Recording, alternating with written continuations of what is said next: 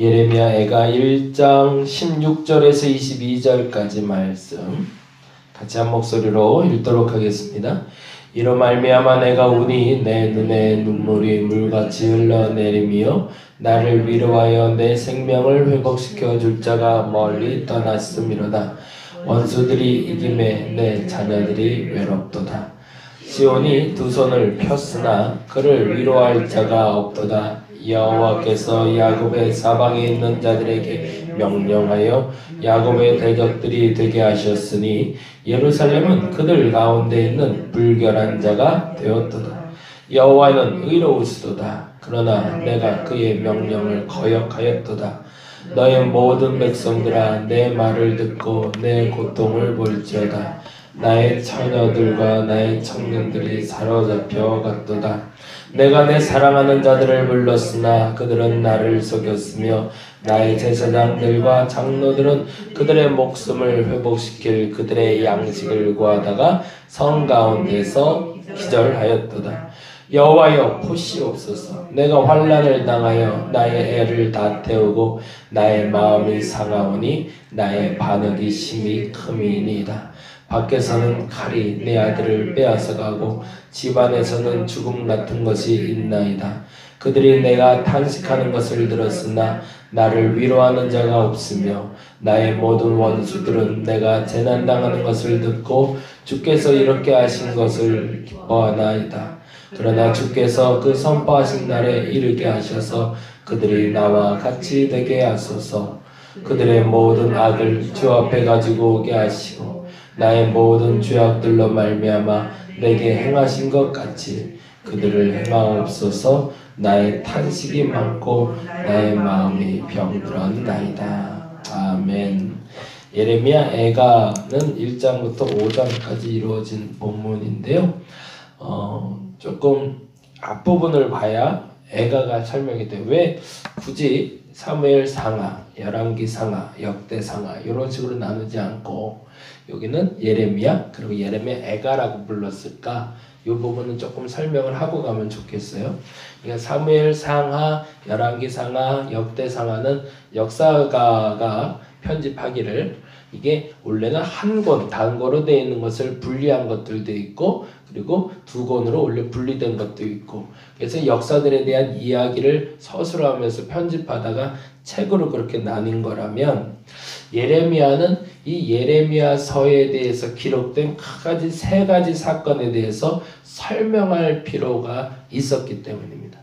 그러니까 예레미야서가 쓰여질 때 일어난 매우 중요한 세 가지 사건에 대해서 설명할 필요. 그래서 그 첫 번째 사건에 대한 필요의 정리가 51장 예레미야 51장이라면 두 번째 설명이 예레미야 52장, 세 번째 설명이 예레미야 애가가 됩니다. 그래서 그 얘기 잠깐 좀 어제 주일날도 좀 나눴는데요. 이걸 좀 정리해 놓고 가면 좋겠다 싶어서 조금 정리하고 오늘 본문 보도록 하겠습니다. 예레미야 51장 볼까요? 51장. 어제 주일날도 말씀드렸지만 예레미야는 1장부터 51장까지로 완간이 돼요. 마무리가 됩니다. 책은 완간이 됐는데요. 51장까지 얘기로 부족하게 여겨서 부록편이 붙습니다. 그 부록이 52장이 돼요. 그래서 1장부터 51장까지가 원래 예레미야서에 대한 이야기고 52장은 그 부록편이고 그리고 예레미야 애가 역시도 부록편으로 보시면 좋을 것 같습니다. 51장 64절 말씀입니다. 64절 말씀 64절 같이 한번 읽겠습니다. 말하기를 바벨론이 나의 재난 때문에 이같이 몰락하여 다시 일어서지 못하리니 그들이 피폐하리라 하라 하니라. 예레미야의 말에 이에 끝나니라. 거기다가 두 가지를 해있어요. 그 바벨론이 나의 재난 때문에 이같이 몰락이라는 단어와 바벨론이 나의 재난 때문에 이같이 몰락, 이게 첫 번째입니다. 그러니까 예레미야서가 기록될 때 사람들에게 질문 던져지고 대답되지는 세 가지 중에 첫 번째, 바벨론은 어떻게 될 것인가 예요. 바벨론은 어떻게 될 것인가. 예레미야가 그토록 말했던 우리나라가 망해가는데 586년, 587년을 지나며 이 땅이 함락되는데 그 함락의 주도자가 되는 바벨론이라는 나라는 어떻게 될 것인가? 그 나라가 하나님의 심판자로 여겨지며 하나님의 존재인가? 아니면 그 또한 이방 존재 혹 그들도 심판받아 마땅할 존재인가? 그 질문을 던지게 되는 겁니다. 왜냐하면 유대라는 나라가 그 아수르에 의해서 북이스라엘이 멸망하고 그리고 남유다가 바벨론에 의해서 멸망당하게 되는데 이 아수르라는 나라는 북이스라엘을 멸망시키자마자 얼마 되지 않아 바벨론에 의해서 멸망당하고 말거든요. 그러면서 이스라엘 백성들 마음속에 한 가지 기억되는 것이 있었던 거죠. 그게 뭐냐면 아수르는 한낱 하나님의 몽둥이에 불과하다. 아수르를 사랑해서 우리 유다를 친 것이 아니라 유다를 사랑해서 아수르란 도구를 사용하셨고 아수르란 나라도 결국엔 그 심판대 위에 올라갈 수밖에 없다라는 말을 그들의 머릿속에 기억하고 있었는데 문제는 그들보다 더 강해 보이는 이 바벨론이라는 나라가 나왔는데 그리고 그 나라에 항복해야 되는 우리의 입장에서 이 바벨론은 어떻게 될 것인지에 대한 질문을 던지게 됐던 겁니다.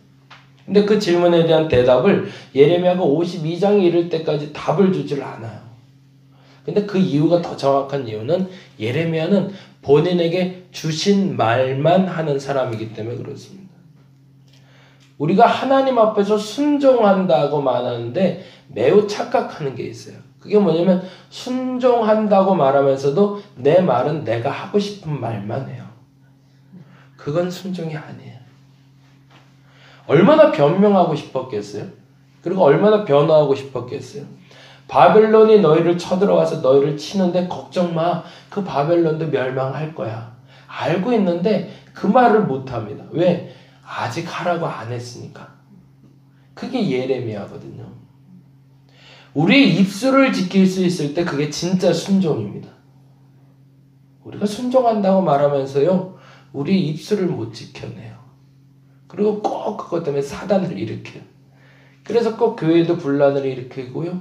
꼭 그것 때문에 서로 싸우게 되고 이간질하게 되고. 어제 이영표 씨 그 유튜브 영상을 하나 봤는데 그러더라고요. 100여몇 명 교회에서 떠나게 하는 그리고 하나님을 못 믿게 하는 대부분의 사람들은 예수 믿는 사람들이라는 표현을 쓰더라고요. 이건 참 무서운 일이에요.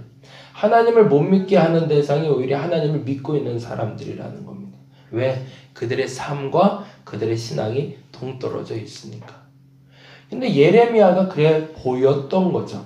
그래서 첫 번째 그 오해를 풀기 위해서 말했던 것이 그 바벨론은 멸망할 것이다. 근데 문제는 이 나의 재난 때문에 이같이 몰락할 것이다 라고 말하고 나서 예레미야의 말이 끝나버려요. 그래서 두 가지의 질문이 생기는 겁니다. 첫 번째 질문이었던 바벨론은 어떻게 될 것인가에 대한 질문은 멸망할 것이라고 끝났지만 그러면 그 나라가 멸망해버리면 그 나라로 이주해서 포로로 잡혀간 사람은 어떻게 될 것인가? 그들은 하나님이 보호해 주신다고 해놓고서 그들의 미래에 대해서는 말해주지 않으면 그들의 그 불안함을 어떻게 할 거냐는 거죠. 첫 번째 바벨론은 어떻게 될 것인가에 대한 질문의 대답은 그들도 멸망할 것이다. 그럼 두 번째 그들 중에 잡혀간 포로들은 어떻게 될 것인가? 그게 바로 52장 부록편입니다. 그래서 그거에 대한 설명이 다음과 같이 되고 있는데 그 중에 어제 주일날 말씀드려봤는데 31절 52장 31절이 됩니다.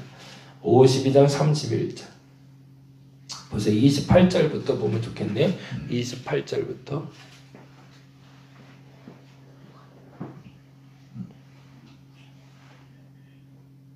28절 보겠습니다. 느부갓네살이 사로잡아간 백성은 이러하니라. 사로잡아간 백성이 누굴 얘기할까요? 유다 백성들을 얘기하겠죠. 유다 백성이 이러하되 제7년에 유다인 3023명을 잡아갔고 두 번째 29절 느부갓네살이 18째 해에 예루살렘에서 사로잡아간 자가 832명 30절 느부갓네살이 제23년에 사령관 느부사라단이 사로잡아간 유다 사람이 745명이니 그 총수가 4600명이 포로로 잡혀갔다는 얘기죠.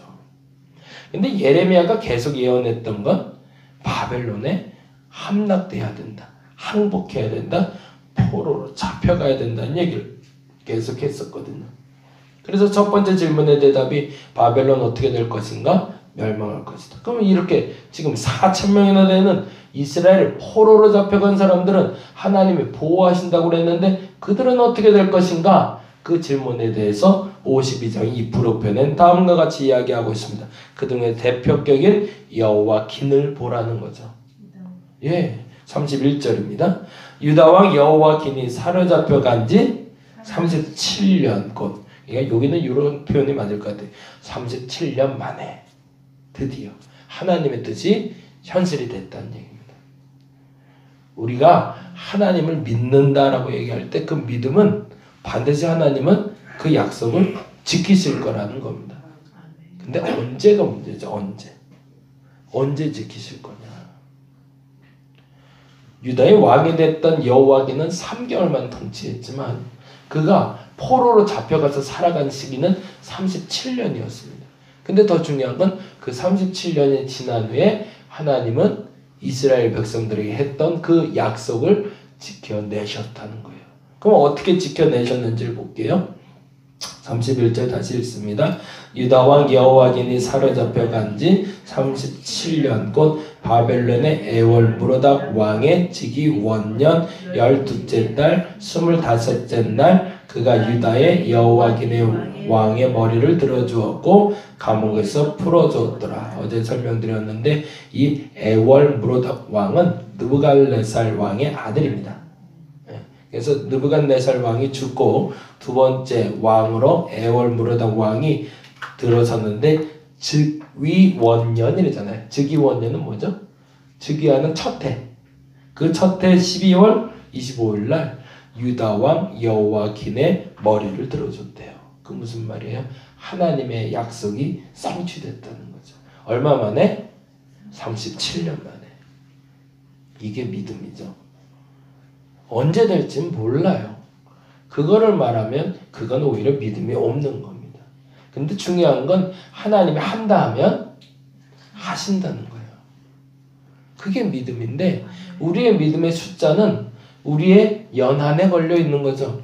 올해 안에 지금 이루어지지 않으면 그 믿음이 내가 흔들릴 수밖에 없다고 말하는데 그게 아니라는 거죠. 하나님의 약속이 37년 만에 현실이 된 것. 이거 첫 번째, 바벨론은 어떻게 될 것인가? 멸망할 것이다. 그게 첫 번째 51장의 기록. 두 번째, 그럼 포로로 잡혀간 사람들은 어떻게 될 것인가? 비로소 37년 만에 회복의 기운이 시작되더라. 그게 52장의 설명. 근데 마지막 하나의 질문이 남았어요. 그러면 그 매국노라 불렸던 예레미야는 어떻게 됐는가? 그토록 포로로 잡혀가야 된다고 얘기하고 나라를 팔아야 된다고 얘기하고 그리고 죽지 말고 살아있어야 된다고 얘기했던 그 예레미야는 도대체 어떻게 됐고 그의 진짜 마음은 뭔가? 진짜로 나라가 싫어서 나라를 팔아먹은 사람이고 그리고 사람들에게 그렇게 치졸하게 살아야 된다고 말하는 게 진짜였는가? 그 대답에 대한 질문, 그 질문에 대한 대답을 해주는 것이 바로 예레미야 애가서가 됩니다. 무슨 얘기인지가 조금 정리가 되시나요? 네. 그러니까 세 가지의 질문에 대한 대답을 51장과 52장과 에레미야서를 통해서 그때 당시에 사람들이 가졌던 질문에 대한 대답을 성경이 지금 주고 있다는 얘기입니다. 저와 여러분이 가지고 있는 마음들, 저 사람 마음이 진짠가? 저 사람 신앙이 진짠가? 우리는 감히 오늘 판단해낼 수는 없습니다. 근데 중요한 건 역사는 반드시 그 사람이 진짜인 것을 가짜인 것을 규명해낼 거라는 겁니다. 그리고 예레미야라는 사람이 어떤 사람인지 다음과 같이 이야기하고 있습니다. 두 가지만 보면 좋겠는데요. 16절 볼까요?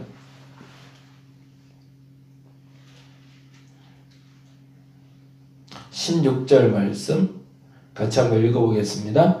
이로 말미암아 내가 우니 내 눈에 눈물이 불같이 흘러내리며. 이로 말미암아는 뭘까요? 예레미야 애가를 썼을 때가 586년입니다. 예레미야가 예루살렘 성의 멸망을 보며 썼던 글이 예레미야 애가예요.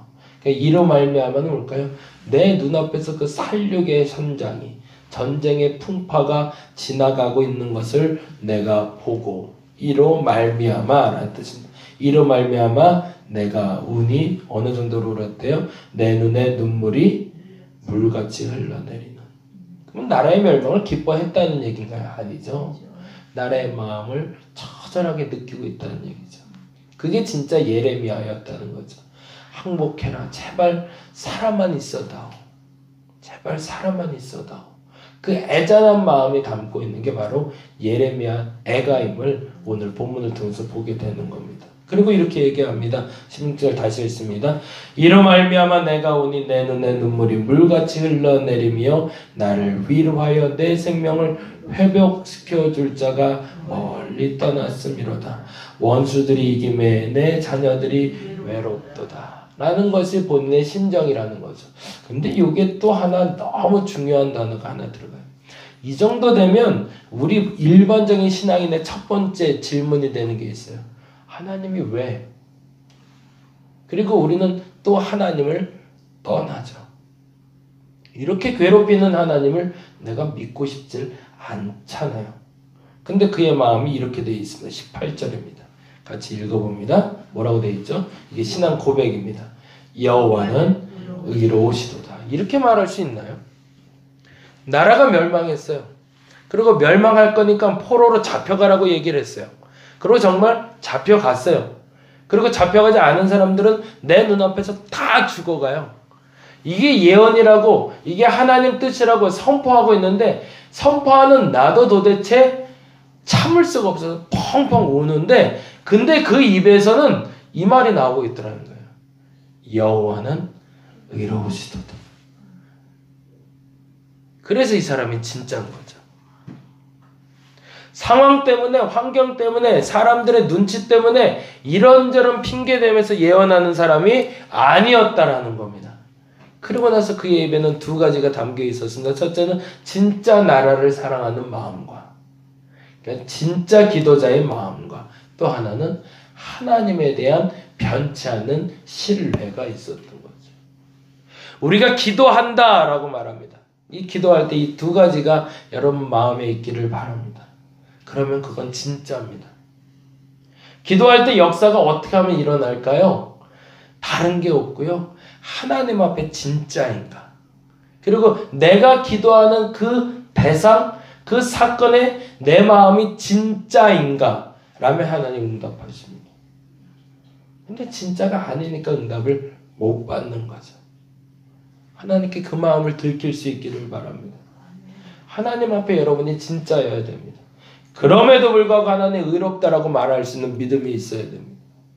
그리고 또 하나, 여러분이 원하는 그것을 얻기 위한다면, 그 일이 일어나기를 원한다면 진짜여야 됩니다. 건성은 안 돼. 건성으로 구해놓고서 나중에 안 들어줬다고 탓하지 마시고, 진짜 원한다면 목숨 걸고 구해야 되는 게 맞는 거죠. 아이가 물에 빠져 죽어가고 있는데 저것 좀 살려보세요 라고 말하는 부모는 없어요. 목숨 걸고 내가 먼저 뛰어들겠죠. 왜요? 진짜로 구해야 되니까. 우리의 급박한 현실 속에서, 우리의 들어가는 이 수레바퀴 속에서 우리가 진짜를 찾아낼 수 있는 방법은 그 마음에 진정성이 있는가에 있습니다. 예레미야는 그 모습을 우리에게 보여주고 있습니다. 그리고 이것이 예레미야 애가를 통해서 세 번째 질문에 대한 대답이 됩니다. 오늘 진짜 기도를 할 수 있기를 바랍니다. 그리고 그 진짜 기도를 통해서 하나님을 만나시기 바랍니다. 그 진정성이 하나님께 들킬 때 저와 여러분의 기도가 응답될 줄로 믿습니다. 기도하겠습니다. 진짜 기도를 하길 원합니다. 진짜 기도. 사람들 보라고 눈치 보면서 상황 보면서 하는 기도가 아니라 정말로 가슴을 치며 가슴에 통해하며 애통해하는 기도뿐만 아니라 정말 원하는 것이 있다면 간절함을 가지고 목숨 걸고 매달릴 만한 간절함. 영혼 구원의 사명을 위해서 한 명이라도 하나님 앞에 더 머물게 하고 싶어서 열정을 가지고 전도하는 마음. 그리고 하나님께 조금 더 가까이 가고 싶어서 하나님과 조금만 더 가까이 가고 싶어서 정말 간절함으로 구하는 마음. 내게 필요한 것을 채우기 위해서 정말 소중하게 내 마음 절실한 곳을 다 드러낼 수 있는 마음. 그 진정성이 오늘 드러나게 하여 주옵소서. 그 사람의 기도는 반드시 응답될 줄로 믿습니다. 건성하니 안 되는 겁니다. 건성은 건성만 받을 뿐입니다. 진짜로 기도하게 하여 주옵시고 진짜 응답받는 저들 되게 하여 주시옵소서. 감사합니다. 고마우신 예수님 이름으로 기도드렸습니다. 다 같이 기도하고 돌아가도록 하겠습니다.